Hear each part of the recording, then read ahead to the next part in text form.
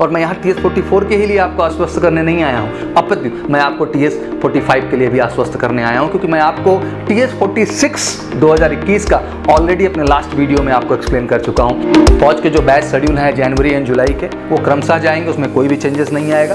फौज है यार, वो हर चीज़ प्लान करेगी, सिस्टमैटिक ढंग से करेगी और टाइम पे करेगी।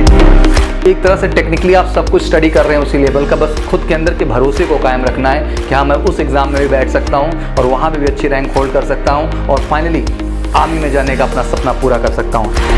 चिंता नहीं करना यार, मेजर गलती है तो कुछ भी हो सकता है। और मैंने तो टैगलाइन दे दिया यार कि ऑनलाइन पढ़ेगा तभी फौजी बनेगा इंडिया।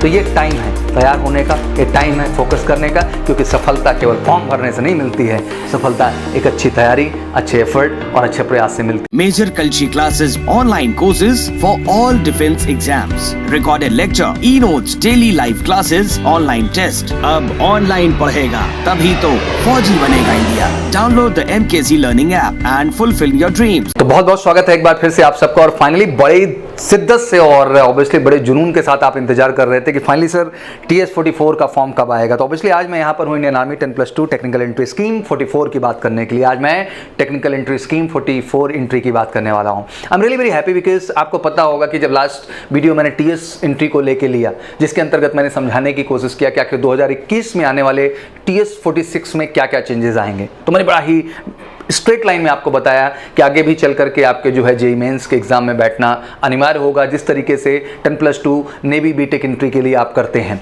कि आप मेन के एग्जाम में अपीयर होते हैं और फाइनली आपके परसेंटेज का कट ऑफ जोड़ा जाता है, तब जाकर के आप फाइनली नेवी TS 10+2 एंट्री के लिए एलिजिबल होते हैं। द सेम पैटर्न कहीं ना कहीं आर्मी भी इस चीज़ को लागू करने चल रही है 2021 से। बट उसके पहले बच्चों का प्रश्न था सिर्फ कि TS46 की तो आप बात कर रहे हैं सर, बट TS43 के बाद TS44 एंड TS45 की आप बात कब करेंगे। हाँ, ऑब्वियसली बात करने की वजह तो बन रही थी क्योंकि आपको अच्छे से पता है कि कहीं ना कहीं TS43 की जब आप बात करते हैं तो ऑब्वियसली मार्च अप्रैल में आपका SSB प्लान था पूरा का पूरा।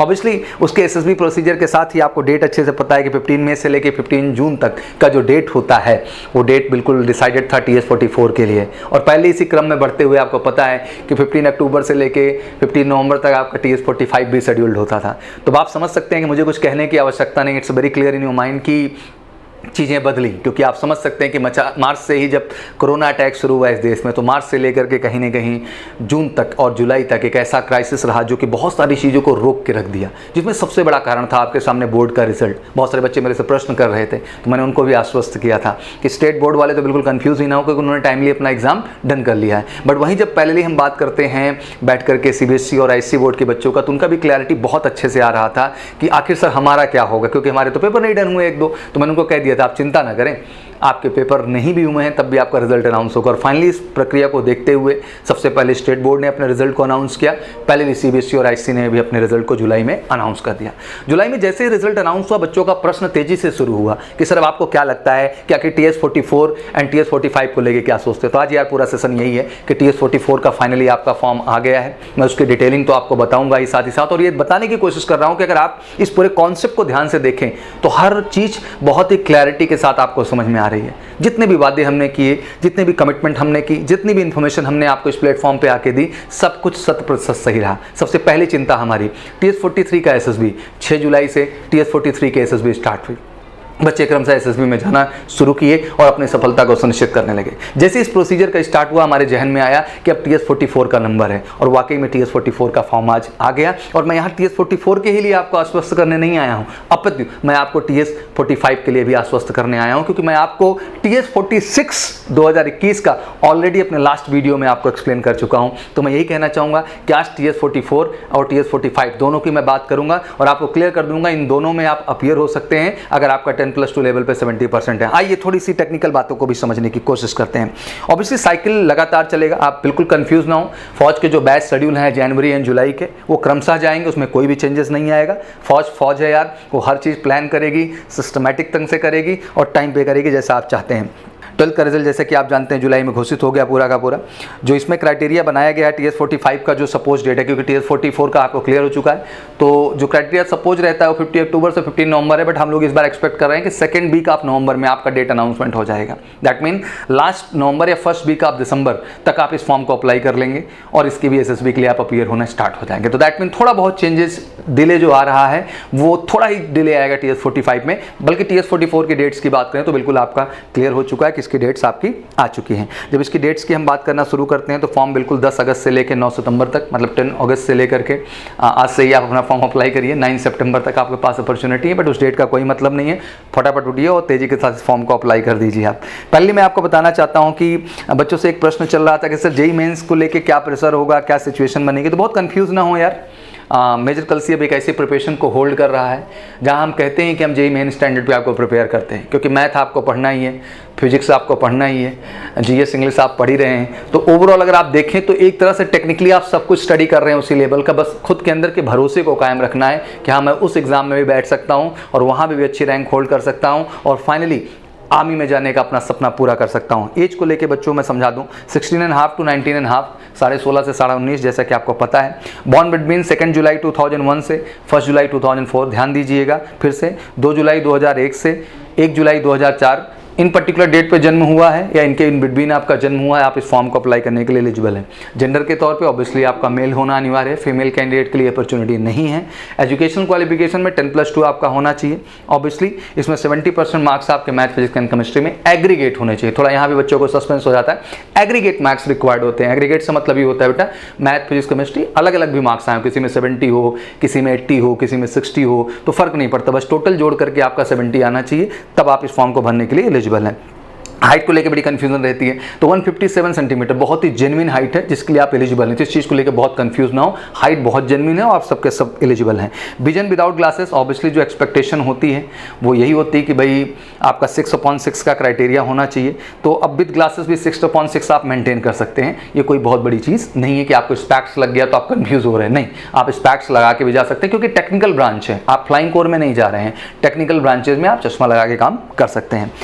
पावर की बात करें तो -2.5 to +2 तक का क्राइटेरिया एलिजिबल है। वैकेंसीज की बात करें तो ऑब्वियसली अराउंड 100 वैकेंसीज आपके पास होती हैं, तो एक अच्छे नंबर ऑफ वैकेंसीज हैं और साल में 2 बार मौका मिलता है। 200 वैकेंसी इधर हो जाती हैं, 200 नेवी में हो जाती हैं, तो 400 वैकेंसी कम नहीं होती। मुझे लगता है कि अगर जज्बा है वाकई में यार सर्व करने का, फौज का और कुछ कर गुजरने का, तो मुझे लगता है बेस्ट ऑप्शन है आपको इसमें जाना।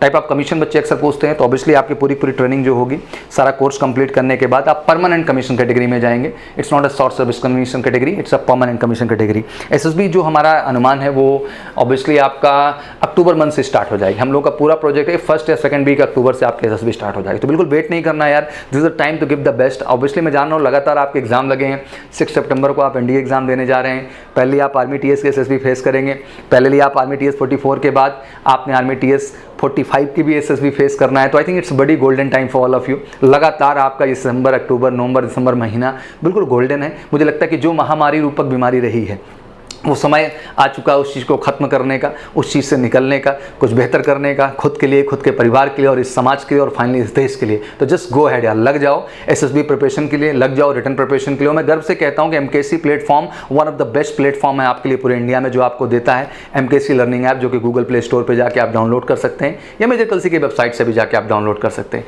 जिसके आधार पर आप पूरा का पूरा सिस्टम बेहतर ढंग से हमारा देख पाएंगे, समझ पाएंगे और हमारे प्लान से जुड़ पाएंगे। क्योंकि हमने गारंटी दी है कि हम केवल आपको रिकॉर्डेड लेक्चर, नोट्स और एक्सरसाइजेज नहीं देंगे, बल्कि जिस तरह से आप ऑफलाइन वर्जन में क्लासरूम में बैठ करके क्लास में पढ़ाई किया करते थे, इन द सेम पैटर्न आपको ऑनलाइन पैटर्न में उसी तरह उतने ही आवर्स, उतने ही घंटों की क्लास हम आपको प्रोवाइड करेंगे। तो बिल्कुल चिंता नहीं करना यार, मेजर गलसी है तो कुछ भी हो सकता है। और मैंने तो टैगलाइन दे दिया यार कि ऑनलाइन पढ़ेगा तभी फौजी बनेगा इंडिया। तो घबराने का नहीं, अगले 3-4 महीने अगर आप घर से निकल भी नहीं पा रहे हैं तो घबराइए नहीं, MKC के प्लेटफॉर्म से जुड़ करके अपनी तैयारी को 100% करके फाइनली आगामी SSBs में अपना कमाल करके फाइनली वर्दी पाने का सपना पूरा करिए। थोड़ा सा ट्रेनिंग प्रोसीजर भी समझ लें। टोटल ट्रेनिंग 5 ईयर की है, 1 ईयर स्पेशल ट्रेनिंग आपके इंडियन मिलिट्री अकेडमी में होगी, that's very clear. But 4 year की जब ट्रेनिंग की बात करते हैं उसमें आपका जो प्री कमिश्निंग 3 ईयर ट्रेनिंग है वो आपकी CMA Pune MCTE Mau and MCEME आपका सिकंदराबाद। जो मैंने लास्ट डिटेल वीडियो बनाई है उसमें इस बात को बहुत ही क्लियर तरीके से समझाया है, पूरे ट्रेनिंग मॉड्यूल एंड प्रोसीजर को। पहले ही आपका पोस्ट जो फेज़ 2 का पोस्ट कमीशनिंग ट्रेनिंग है 1 ईयर की, वो फिर से CME पुणे, MCTE मऊ और MCME सिकंदराबाद में है। और उसके बाद ऑब्वियसली 1 ईयर की स्पेशल ट्रेनिंग आपके इंडियन मिलिट्री अकेडमी के अंतर्गत है। उसके बाद ऑब्वियसली आप अपनी कमीशन हंटिंग को एंजॉय करते हैं। तो बड़ी it's a great opportunity for all of you. एक बहुत सुनहरा, बहुत बेहतर और बहुत बढ़िया मौका आप सबके लिए है।